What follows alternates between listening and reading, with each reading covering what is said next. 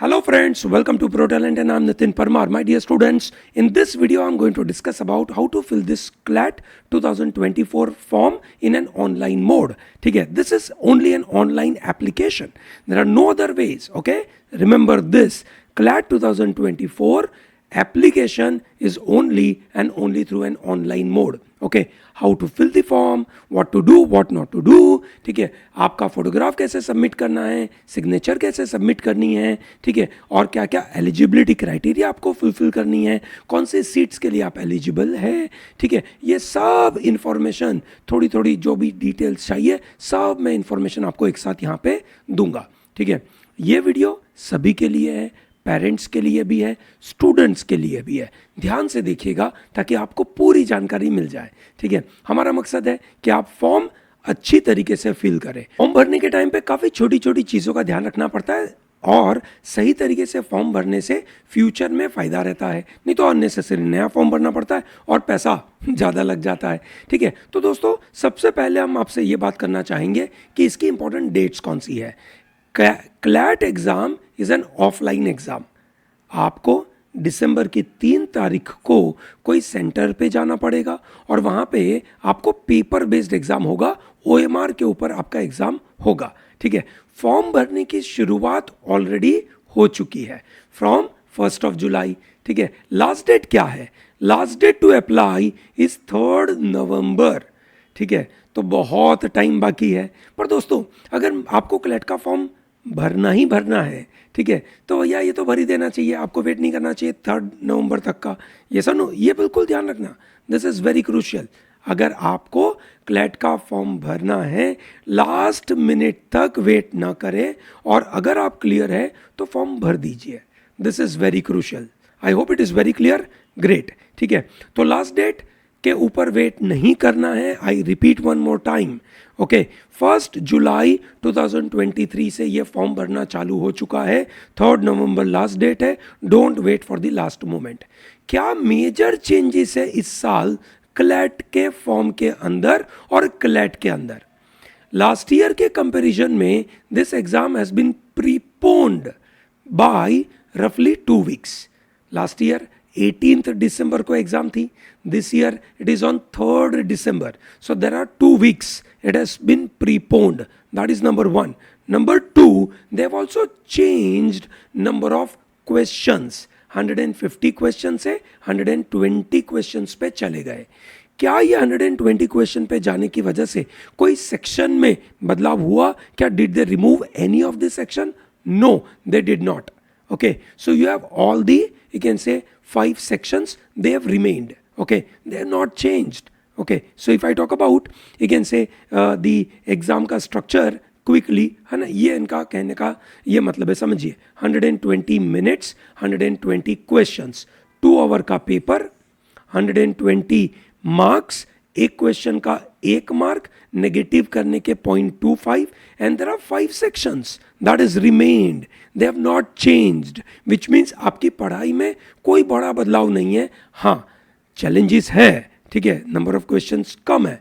English language के 20% weightage होगा, which means 22 से 26 क्वेश्चंस. मेरा मानना है 24 क्वेश्चंस रहेंगे. ठीक है, current affair including general knowledge के 30 क्वेश्चंस रहेंगे, ये मेरा मानना है.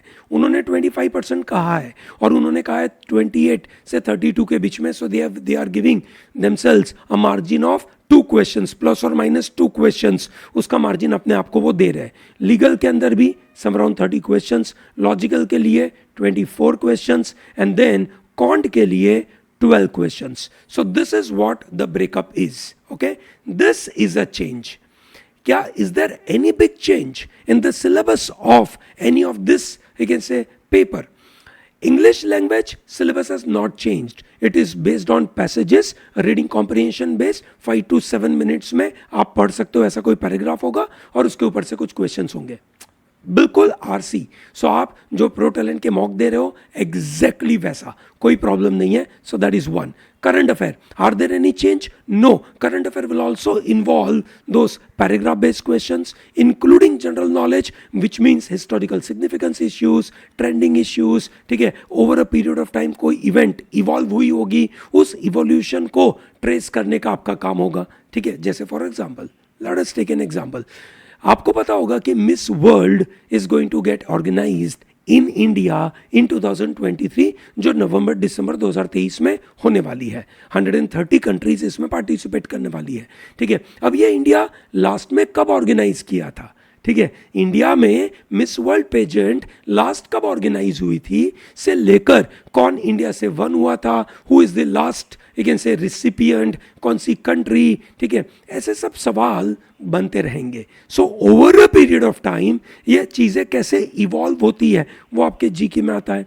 Legal reasoning will be majorly from tort, contract, constitution, ठीक है, क्राइम, फैमिली लॉ और उन सब के ऊपर, ठीक है, पैराग्राफ बेस्ड क्वेश्चंस और पैराग्राफ में प्रिंसिपल्स दिए जाएंगे और individual questions will come with facts, ठीक है, और वो आपको अप्लाई करना है। इन सर्टन केसेस, नोट किया जाए, in certain cases the questions will not necessarily involve the application of legal principle but general understanding of legal knowledge, ठीक है। Logical reasoning will also involve paragraph based questions, paragraph उसके ऊपर से questions, that what is a premise, what is the main inference, what is a flaw in the argument, what is you can say assumption, those kind of questions will be coming and quantitative technique में change है, note किया जाए।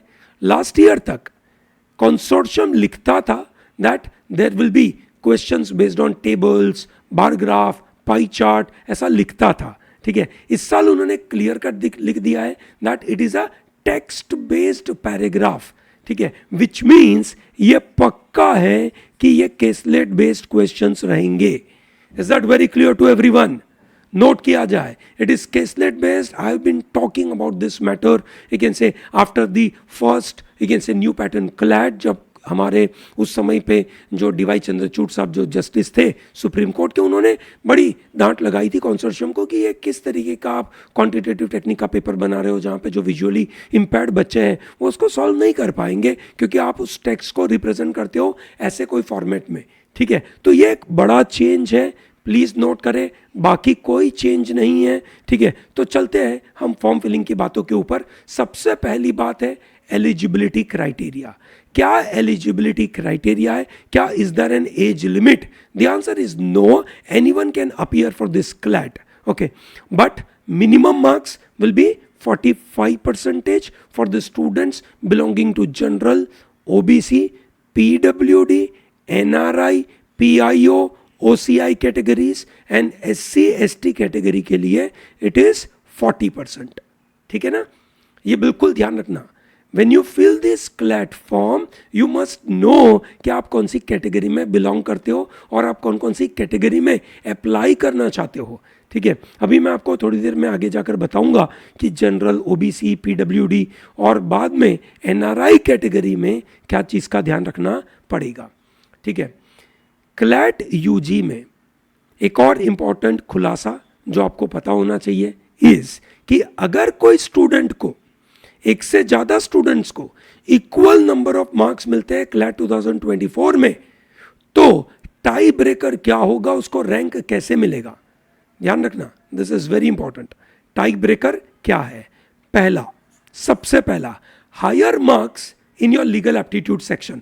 अगर आपके legal aptitude में ज़्यादा marks हैं, ठीक है, विच मीन्स अगर कोई स्टूडेंट है जिसके 80 मार्क्स आए, दूसरा स्टूडेंट है उसके भी 80 मार्क्स आए, तो दोनों को, है ना, सेम रैंक तो मिल नहीं सकता, ठीक है। अगर सेम रैंक नहीं देंगे, अलग अलग रैंक देंगे, तो जो अलग अलग रैंक देंगे वो क्या बेसिस के ऊपर डिसाइड किया जाएगा? वो डिसाइड किया जाएगा लीगल एप्टीट्यूड के स्कोर के ऊपर। अगर ये मान लेते हैं कि कोई बंदे का लीगल एप्टीट्यूड का स्कोर, जैसे ये मिस्टर ए का स्कोर 24 है और इस बंदे का 23.75 है लीगल एप्टीट्यूड में, so this person will get a higher rank. In case दोनों का रैंक सेम है, इन केस दोनों का रैंक सेम है, then the higher age will be considered, which means someone with an higher age will have a higher rank, which means this is giving some advantage to the people who are droppers. Some advantage. Don't worry too much about it. It doesn't matter too much. ठीक है? And then number 3, in case that is also same. In case that is also same, then computerized draw of lots. So then it is random process. Then it is, you can say, a kind of random computerized drawing. Okay? So that's very interesting. ठीक है ना? Is that very clear? चलिए बढ़िया, हमने आपको बता दिया exam का स्ट्रक्चर क्या है. It has not changed. Number of questions have changed. Number of minutes have not. Number of marks per questions not. Percentage breakdown in each section that is not. पिछले इतने सालों से क्लैट ने कभी भी ये ब्रेकअप चेंज नहीं किया है. ठीक है ना? ये ब्रेकअप चेंज हुआ नहीं है. ठीक है, चलिए ग्रेट. अब सिलेबस के बारे में आज बात नहीं करेंगे, आज तो फॉर्म के बारे में बात कर रहे हैं. आई एम श्योर सब लोग तैयारी कर रहे हैं, मॉक वॉक लिख चुके हो, तो सिलेबस तो आपको ऑलरेडी आइडिया है. ठीक है, बड़ा ऑसम सा इंफ्रास्ट्रक्चर होता है एनएलयू में जाना. 22 NLUs are going to be participant of CLAT 2024, which means you are going to get into top NLUs. अच्छे कॉलेजेस में पढ़ना इज वॉट योर सपना, और यहाँ से फुलफिल होगा दिसंबर को एग्जाम जब होगी तब.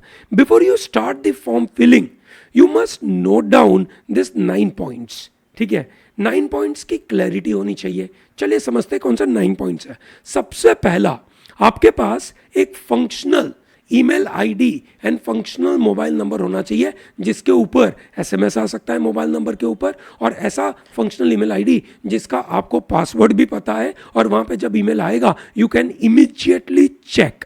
ओके, बहुत सारे स्टूडेंट्स यहाँ पे गलती कर देते हैं, एक बचपना दिखाते हैं. प्लीज़ बचपना मत दिखाओ, है ना. आप अगर इतना बचपना दिखाओगे फॉर्म फिलिंग में तो भैया एग्जाम क्रैक करने में तो दिक्कत पड़ेगी ना, क्योंकि आपकी कैपेसिटी अच्छी नहीं दिख रही है. Number 1. Number 2, front facing passport size recent photograph with plain background. Background plain चाहिए.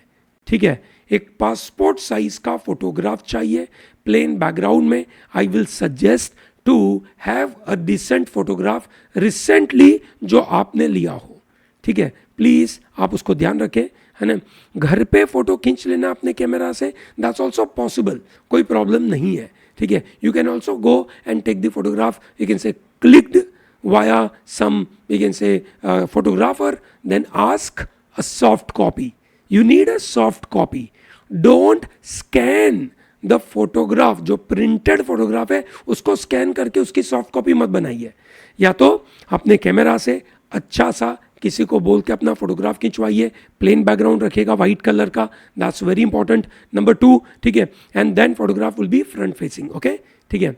Number 3, signature of a candidate. You must, you can say, have, you can say, a white, you can say, page, और वहाँ पे आप अपनी signature कर रहे हो.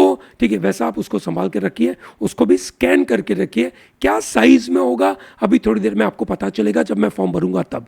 ठीक है, that is number 3. Number 4, if you belong to a category called SC, ST, OBC और EWS, ठीक है, please make sure that you must have a category certificate. Primarily category तो इनका भी चाहिए, ठीक है, और EWS का अलग से सर्टिफिकेट होता है. ठीक है, तो ये आपको चाहिए.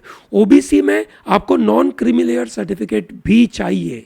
ठीक है, और ये सर्टिफिकेट के अंदर एक नंबर होता है और एक डेट होती है. ठीक है, एक नंबर होता है और डेट होती है कि कौन सी डेट का सर्टिफिकेट है और कौन सा नंबर का सर्टिफिकेट है. ठीक है, प्लीज इसको नोट करिएगा, ये आपको पता होना चाहिए. If you are, you can say, from physically weaker section और डिसेबल कैटेगरी से हो आप, ठीक है, तो आपको एक कंपिटेंट अथॉरिटी से रिलेवेंट सर्टिफिकेट इश्यू करवाना है. ठीक है, अगर आप बिलो पॉवर्टी लाइन में हैं, दैट इज EWS कैटेगरी में है, ठीक है, तो आपको उसका भी सर्टिफिकेट चाहिए. ठीक है, बोर्ड एग्जामिनेशन के मार्क्स चाहिए आपको. ठीक है, क्वालिफाइंग मार्क्स की डिटेल आपको चाहिए, 10th की और 11th की. ठीक है, 12th की नहीं चाहिए, 11th की भी वैसे ज़रूरत नहीं पड़ेगी, पर अगर आप ग्रेजुएट स्टूडेंट हो, मतलब आप 12वीं पास कर चुके हो, देन यू नीड 12वीं का भी.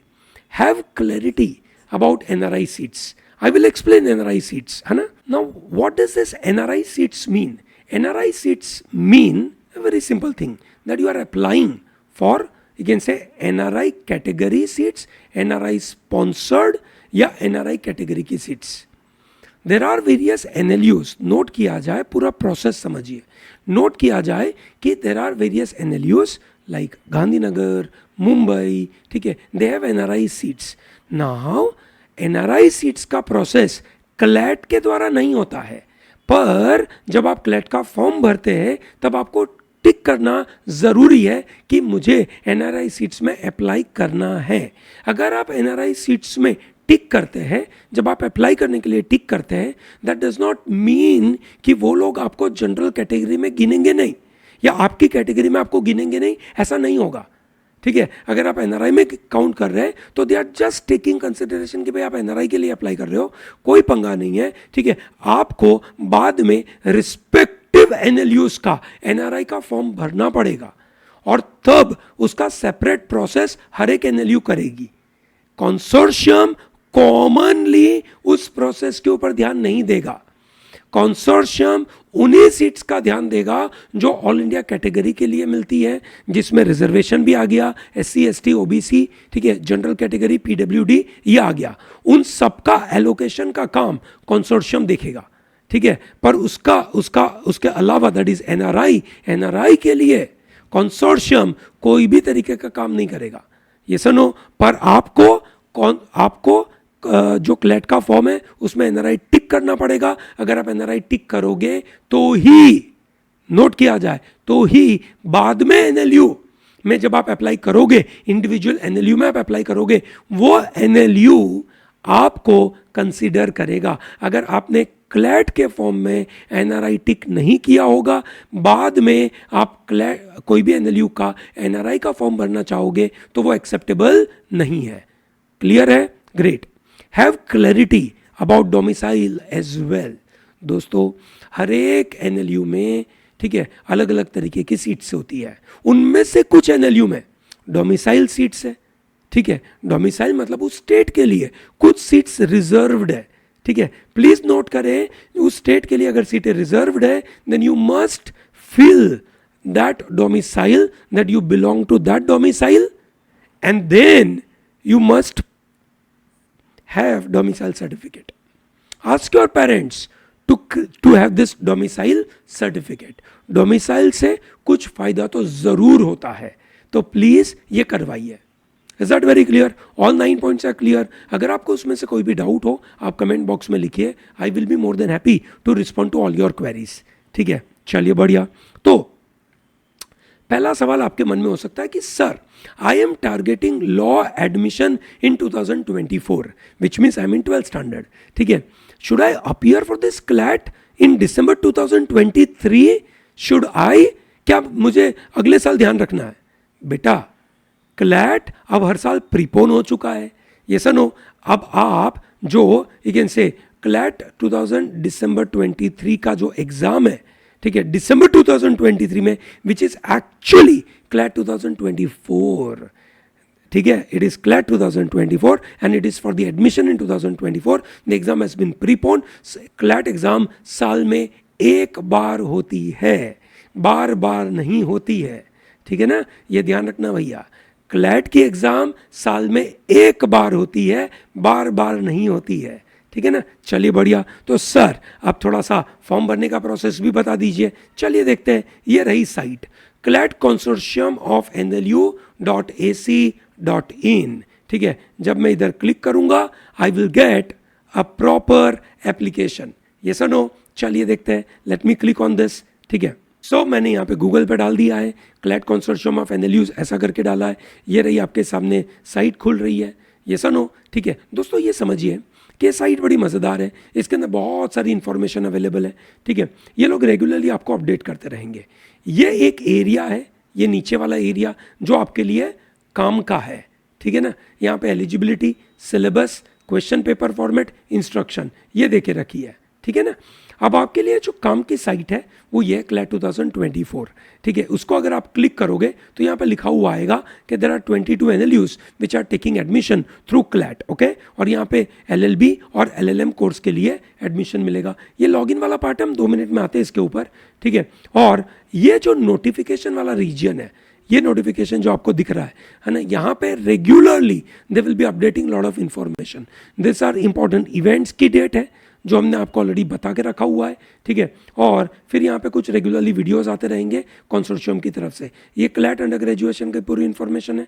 पार्टिसिपेटिंग यूनिवर्सिटीज़ के बारे में जानकारी यहाँ पे दे के रखी हुई है। आप यहाँ से देख सकते हैं पार्टिसिपेटिंग यूनिवर्सिटीज़ कौन कौन सी है, और उन यूनिवर्सिटीज़ के है ना ब्रोशर्स भी आप डाउनलोड करके देख सकते हैं कि इनके पास सीटें कितनी हैं, है ना, एनआरआई कैटेगरी है या नहीं। आपके पास इनफ टाइम है ये सब स्टडी करने का, ठीक है। That is what you can very well do, okay. So I once again come back to CLAT 2024, ठीक है।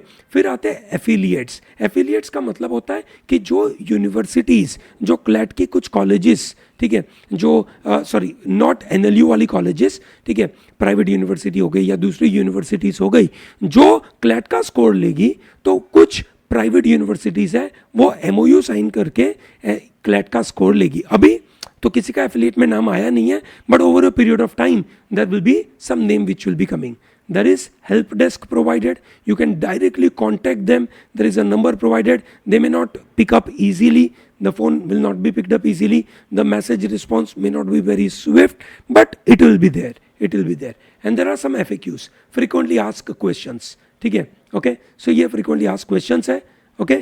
So please उसको देख लीजिएगा. My focus is form filling. So let me start to talk about this. So this is, once again I'm coming to CLAT 2024. First and foremost what you should do is go to this register. Okay, ये register पे जाना है, ठीक है. So now what I will do is I will make a full screen.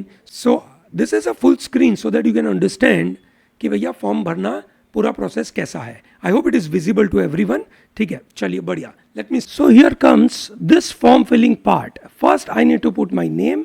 ठीक है, let me put it my name here. ठीक है, so this is what I am putting here. Then they are asking me to put my mobile number.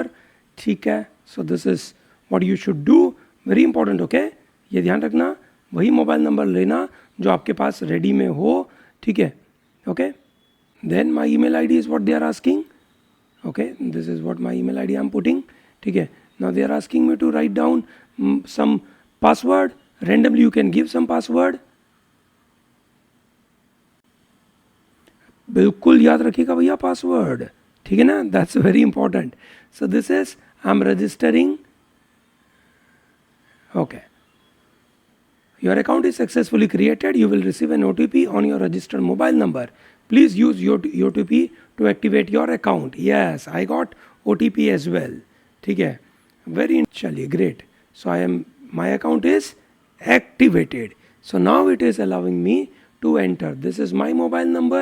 The password whichever I have given, I must type it one more time.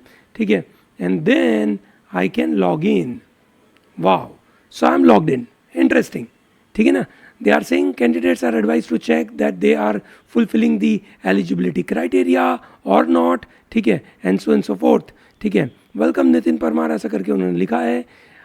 सो यहाँ पे मुझे टिक करना है, मुझे कौन से course के लिए अप्लाई करना है. So I am doing it for 5-year LLB course. So I am applying for CLAT 2024. I am not interested for 1-year LLM program as of now. So I am just clicking on that. ठीक है, सो सबसे पहले इनको चाहिए, क्या चाहिए इनको, personal information. Personal information में इनके पास बहुत अच्छे इन्फॉर्मेशन अवेलेबल है. So that is what we need to provide. Okay, ठीक है, ये हो गया. फिर कम्युनिकेशन डिटेल्स चाहिए, क्वालिफाइंग एग्जामिनेशन, टेस्ट प्रेफरेंस, और कोई रिजर्वेशन होगा तो बताना है. ठीक है ना, चलिए great. So let's start this process. ठीक है, first and foremost, so this is what they are asking me to crop and do it. So I am sure और if you are able to manage such kind of thing, you guys are smart. ठीक है, अच्छे से कर पाते हैं आप. तो this is what I am submitting my photograph.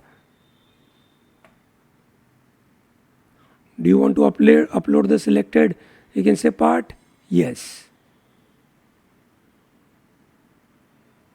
ठीक है, then JPG और PNG फॉर्मेट में करना है. ठीक है, I am doing it in my, you can से JPG format. That's what I am doing. perfect. So this is I'm submitting and they are asking me to upload. Uploading. ठीक है. What is the name? Full name. So I'm writing parent or guardian's name. I'm writing my mother's name. You can have your choice. Now this is very crucial दोस्तों. Do you qualify under NRI category? So there are two categories. One is NRI, other is NRI sponsored. So I am not NRI, so I am saying no. ठीक है. पर मानो मुझे NRI sponsored category में apply करना है, I will write yes. For the sake of comfort for everyone, I will strongly suggest कि भैया आपको यही कर देना चाहिए. ठीक है. अब ऑल इंडिया कैटेगरी आपकी कौन सी है तो वो भी आपको लिखना है. ठीक है. Do you belong to any EWS category? So I am writing no for me. ठीक है. ओके. इट डिपेंड्स कि आपकी कौन सी कैटेगरी बनती है. प्लीज़ उस मुताबिक करिएगा. That's very crucial. ठीक है. छोटी छोटी चीज़ें हैं पर आपको मिस नहीं होनी चाहिए. ठीक है. ग्रेट. चलिए. Select whether a candidate is PWD. ठीक है. Answer is no. Okay. Select a candidate which is falling under BPL category. I'm saying no. Okay. And then I'm saving the draft. Okay. Save. Then I go to the next part. Next यहाँ left hand side में एक जो button है, ठीक है, वहाँ से आपको जाना है. ठीक है. तो वहाँ से आपको पता चलेगा कि ये हो गया आपका communication detail. So communication is simple. I am belonging to a particular region. So I am writing this. So I'm saving this as a draft. Make sure that you regularly do this. ठीक है. Then qualifying exam, which is the qualifying exam. ठीक है. So this is 10+2. कौन सा क्या था, science या commerce? Please you must do this. ठीक है. Then comes which board? So this is Gujarat board. Select the exam passed. So I say I have already passed it. Month and year of passing it. So I passed in April. Year of passing. I'm writing this year of passing. ठीक है. ये कहाँ तक लेके जा सकते हैं मुझे? Great. Let me see. Yes. So I passed in this. Percentage marks obtained in my 12th. ठीक है. Is okay. If you are appearing for LLB exam in 2024, enter as appeared or appearing month, passing as June. ठीक है. And so fourth. This is primarily for those LLB LLM students जो अपने लिए नहीं है. ठीक है. सो दिस इज सेव्ड. बराबर है. अगर आप 12th में होंगे तो आपको ये जगह ब्लैंक करके छोड़नी होगी. Now what is my test preference? ठीक है. My test preference is I am looking at है ना in my area only. This is Surat. ठीक है. That is my first preference. What is my second preference? Second preference is Vadodara which is also near by. And the third preference I am taking is Ahmedabad. Is there any Ahmedabad? Come on. There is no Ahmedabad. Then there is Gandhinagar. Oh, there is no Ahmedabad. So there is Gandhinagar. ठीक है. The people from Ahmedabad, they should go to Gandhinagar. Okay. So this is done. Now the most crucial part which is going to come is है ना your this reservation का point. Please note करना, बड़ा important है. ध्यान से इस छोटी छोटी चीज़ को समझना. ठीक है. So that you are very clear कि करना क्या है. Let me give you proper understanding on this. ठीक है. तो जैसे मैं कर्नाटका का स्टूडेंट हूँ, अगर मैं हूँ तो से येस. ओके. ठीक है. नहीं तो मुझे यहाँ पे करना पड़ेगा no. So I am no. ठीक है. Am I resident student of Telangana?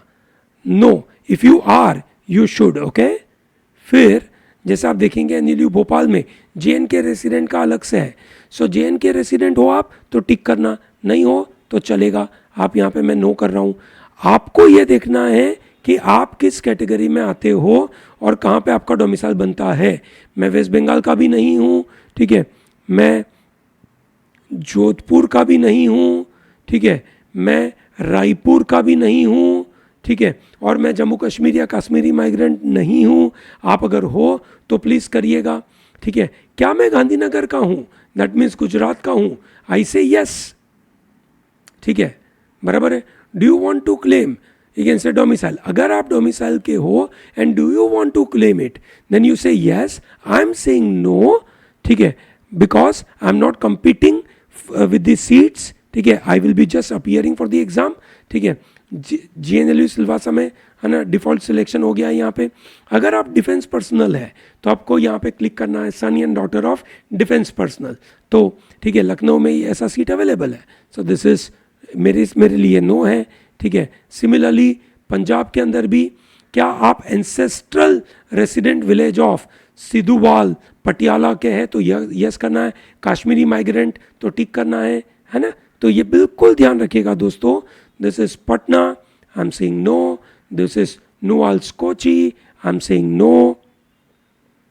Odisha, I am saying no because I am not from there. No. Assam, no. ठीक है, सब में टिक करना पड़ेगा भैया, ये ध्यान देना. Okay, so this is no. This is Tamil Nadu, no. ठीक है, देन दिस इज मुंबई. अगर आप हो तो यस करना है, नहीं तो नहीं. ठीक है, ओके. डिस्ट्रिक्ट लेवल जो स्टेट का रिजर्वेशन है वो आपको करना पड़ता है अगर आप महाराष्ट्र में बॉर्न हुए हैं तो. ठीक है, तो ये आपको देखना पड़ेगा. आप यहाँ बाजू में जो PDF की लिंक दे के रखिए ना, आप उसको खोल के देखिए, पढ़िए कि आप उसके लिए एलिजिबल हो. आपका ऑब्वियस ही कनेक्शन होगा तभी तो आप करोगे. ठीक है, चलिए. No. Sonipat is no. This is no. Agartala में डिफॉल्ट रिजर्वेशन जनरल NRI.